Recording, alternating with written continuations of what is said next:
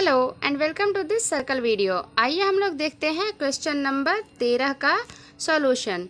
ठीक है, देखिए क्वेश्चन नंबर 13 क्या कहता है, इसको हम लोग पहले इंग्लिश देख लेते हैं। इंग्लिश में क्या कहते हैं, prove that opposite side of a quadrilateral circumscribing a circle subtend supplementary angles at the centre of the circle. Okay, Hindi में क्वेश्चन क्या कहती है कि सिद्ध कीजिए कि वृत्त के परिगत बनी चतुर्भुज के आमने सामने की भुजाएं केंद्र पर समपूरक कोण का निर्माण करती है। ठीक है, ये क्वेश्चन कहना क्या चाहता है कि मान लीजिए कि एक आपके पास सर्कल है, ठीक है, और सर्कल के चारों तरफ क्या है, टेंजेंट है, मीन्स क्या है, स्पर्श रेखा है। ठीक है, तो जो स्पर्श रेखा है ना, वो क्या करता है, सेंटर पर वो क्या करता है, आमने सामने 180 डिग्री का कोण बनाता है। ठीक है, इसी बात को हमें प्रूव करना है।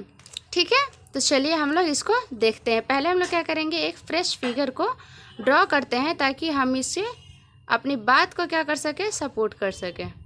ठीक है, तो ये एक हमारे पास टेंजेंट हो गया, ये हमारा दूसरा टेंजेंट हो गया, ये हमारा तीसरा टेंजेंट हो गया और ये हमारा चौथा टेंजेंट हो गया। ठीक है, ये मान लीजिए इस पॉइंट को हम लोग नाम देते हैं क्या, ए, इस पॉइंट को नाम देते हैं बी, इस पॉइंट का नाम देते हैं सी और इसका देते हैं डी। ठीक है, ये बिंदु जो कि टचिंग पॉइंट है, हमारा पॉइंट ऑफ कांटेक्ट है, इसका नाम देते हैं पी, इसका नाम देते हैं क्यू, इसका नाम देते हैं आर और इसका नाम देते हैं हम लोग एस। ठीक है, ये है हमारा सेंटर ओ। ठीक है, अब क्या करते हैं, इन सब को हम लोग ना मिला देते हैं। ठीक है, देखिए ये सेंटर है और ये टेंजेंट है, इसको हम लोग डॉटेड लाइन से मिला दें, इसको इससे डॉटेड लाइन से, इसको इससे डॉटेड लाइन से मिला दें। ठीक है, इसी पॉइंट पर है ना, तो हम इस दोनों पॉइंट को, जो हमारा पॉइंट ऑफ कांटेक्ट है, उसको क्या कर रहे हैं, उसको मिला दे रहे हैं। ठीक है, अब इसको भी मिला दे रहे हैं। अब देखिए ये हमारे पास क्या बच रहा है, एंगल, एंगल टू एंगल। ठीक है, इसको डॉटेड लाइन से मिला दिए, इस एंगल को इस एंगल के साथ डॉटेड लाइन से मिला दिए। ठीक है, अब हम इसमें क्या करेंगे, चूँकि ये सर्कल ही जो है वो 1 2 3 4 5 6 7 8 8 भागों में डिवाइड हो गया है। ठीक है, तो हम क्या करते हैं ना कि हर एंगल को एक नाम देते हैं, चूँकि ये हमारा पॉइंट क्या है, ओ है। ठीक है, ये पॉइंट हमारा ओ है। चलिए इस एंगल को हम लोग नाम देते हैं सपोज 1, इस एंगल को 2, इस एंगल को 3, इसे 4, इसे 5, इसे 6, इसे 7 और इसे देते हैं 8। ठीक है, चलिए एक हमने प्रमेय पढ़ा था, एक हमने थ्योरम पढ़ा था क्या, कि किसी वृत्त के बाह्य बिंदु से खींची गई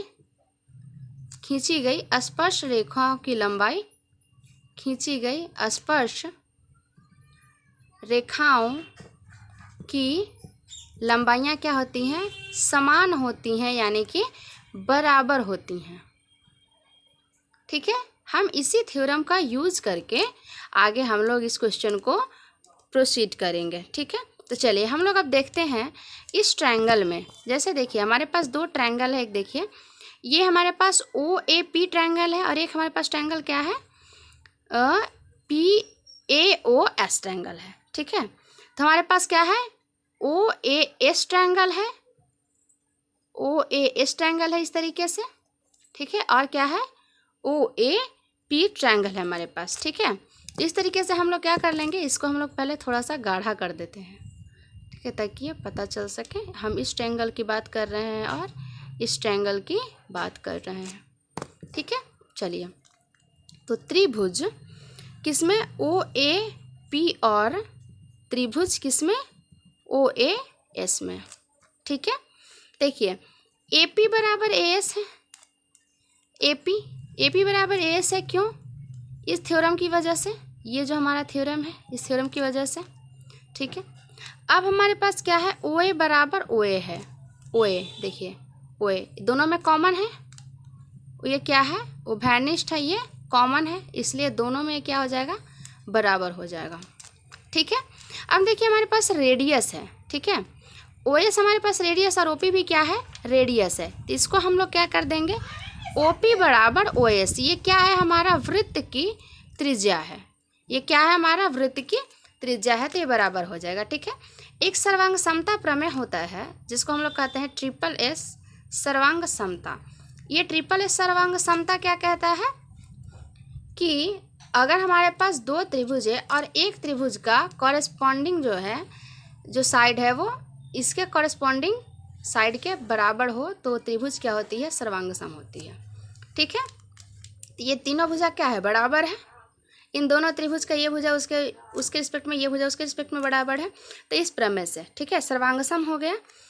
इसलिए क्या हो जाएगा, जो ट्रायंगल हमारा ओ ए पी है और हमारा क्या है ट्रायंगल ओ ए से दोनों क्या हो जाएगा, कॉन्ग्रुएंट हो जाएगा, सर्वांगसम हो जाएगा। ठीक है, इसलिए क्या हो जाएगा, एंगल पी ओ ए बराबर एंगल ए ओ एस हो जाएगा। ठीक है, तो इस तरीके से क्या हो जाएगा, जब एंगल पी ओ एस, देखिए एंगल पी ओ ए ये किसका नाम है, एंगल 7 का नाम है, चलिए एंगल 7 कर देते हैं, और एंगल ए ओ एस किसका नाम है, एंगल 8 का नाम है। ठीक है, तो जब इस तरीके से ये दोनों बराबर है, इसी तरीके से क्या हो जाएगा, देखिए ये किसका, एक क्वाड्रेंट का देख रहे हैं ना कि एक क्वाड्रेंट का जो एंगल है वो बराबर है, तो इस वाले में क्या है, एंगल 3 4 है, इसमें क्या है 1 2 है, और इसमें क्या है 5 6 है। ठीक है, तो इसी तरीके से जो भी एंगल है उस तरीके से बराबर हो जाएगा, तो एंगल 4 एंगल 3 के बराबर हो जाएगा, और एंगल 2 जो है वो हमारा एंगल 1 के बराबर हो जाएगा, और एंगल 5 जो है वो हमारा एंगल 6 के बराबर हो जाएगा। ठीक है, इसके अलावा हम जानते हैं, ठीक है हम जानते हैं, हम क्या जानते हैं, हम जानते हैं कि वृत्त अपने केंद्र पर 360 डिग्री कोण का निर्माण करती है।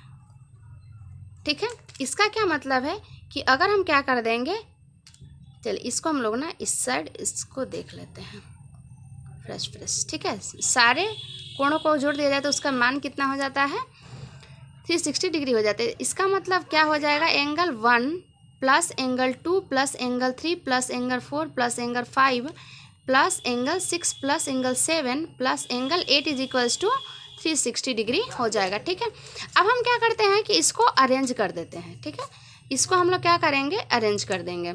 अब किस फॉर्म में अरेंज करेंगे कि इन दोनों के दो एंगल को मिला के जो कॉम्बिनेशन हुआ कि पर्टिकुलर एंगल बना ले। ठीक है, तो इसी तरीके से हम लोग इसको अरेंज करेंगे तो हमें क्या मिल जाएगा, angle 7 plus angle 8 plus angle 2 plus angle 1। ठीक है, plus angle 4 plus angle 3 plus angle 6 plus angle 5 इतना इज इक्वल्स टू 360 डिग्री। ठीक है, अब हम इसको क्या करेंगे, एंगल 7 प्लस एंगल 8 को देखिए किसके बराबर है, एंगल 7 प्लस एंगल 8, इन दोनों एंगल को जो देखिए क्या मिल जाएगा आपको, एंगल एस ओ पी मिल जाएगा। ठीक है, चलिए तो देखिए एंगल 7 और एंगल 8 दोनों क्या है बराबर है, एंगल 2 एंगल 1 क्या है बराबर है, एंगल 4 एंगल 3 क्या है बराबर है, एंगल 6 एंगल 5 क्या है बराबर है। तो जब दोनों एंगल बराबर है, अगर जैसे मान लीजिए कि ए बराबर है हमारा बी के, तो आप ए के बजाय बी लिख सकते हैं, बी के बराबर ए लिख सकते हैं। तो इसी तरीके से हम क्या कर देंगे कि एंगल 7 है तो एंगल 7 और 8 है हमारे पास, 8 के बदले क्या कर देंगे हम लोग, एंगल 7 के बदले फिर एंगल 8 लिख सकते हैं। तो इस तरीके से जब सॉल्व करिएगा तो आपको क्या मिल जाएगा, 2 हमको एंगल 1 मिल जाएगा और 2 हमें एंगल 8 मिल जाएगा। ठीक है, प्लस क्या मिल जाएगा, 2 एंगल 5 मिल जाएगा, और प्लस क्या मिल जाएगा, 2 एंगल मिल जाएगा हमें 4, ये 360 डिग्री हो जाएगा। अब इसमें क्या किया गया है कि जो देखिए जैसे कि हमारे पास ये 7 है, ये 1 है ना, 1 और 2 है, 1 और 2 एंगल दोनों बराबर होते हैं, यहाँ पर क्या कर दिया गया है, एंगल 1 रख दिया गया एंगल 2 के बदले। ठीक है, 8 है तो 7 और 8 दोनों बराबर है। ठीक है, तो एंगल 7 के बदले पे क्या कर दिया गया है, एंगल 8 को पुट कर दिया गया है। ठीक है, चलिए इतना समझ गए। अब देखिए 2 चूंकि सब में है तो क्या हम 2 को कॉमन ले सकते हैं क्या, ऑब्वियस सी बात है कि ले सकते हैं। तो कितना हो जाएगा, angle 1 plus angle 8 plus angle 5 plus angle 4 इतना इज इक्वल्स टू 360 डिग्री हो जाएगा। यहाँ पर गलती से नहीं, ठीक है, क्या हो जाएगा, angle 1 plus angle 8 plus angle 5 plus angle 4 is equals to 360 degree divided by 2 means कितना हो जाएगा आपका 180 डिग्री।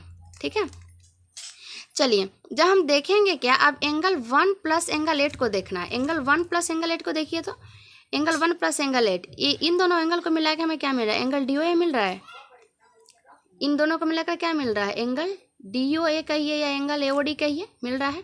अब क्या आपके पास 5 और 4 है, एंगल 5 और 4 है, 5 और 4 है। ठीक है, तो आपको क्या मिल रहा है, बी ओ से मिल जा रहा है, एंगल क्या मिल जा रहा है, बी ओ सी। ठीक है, इन दोनों का योग कितना हो गया, 180 डिग्री। ठीक है, इसी तरीके से हमें क्या मिल जाएगा, angle A O B plus angle D O C बराबर 180 डिग्री। ठीक है, यही हमें प्रूव करना था। और अगर किसी भी प्रकार का कोई भी डाउट है तो कृपया कमेंट बॉक्स में ज़रूर से लिखें। Thank you for watching this video.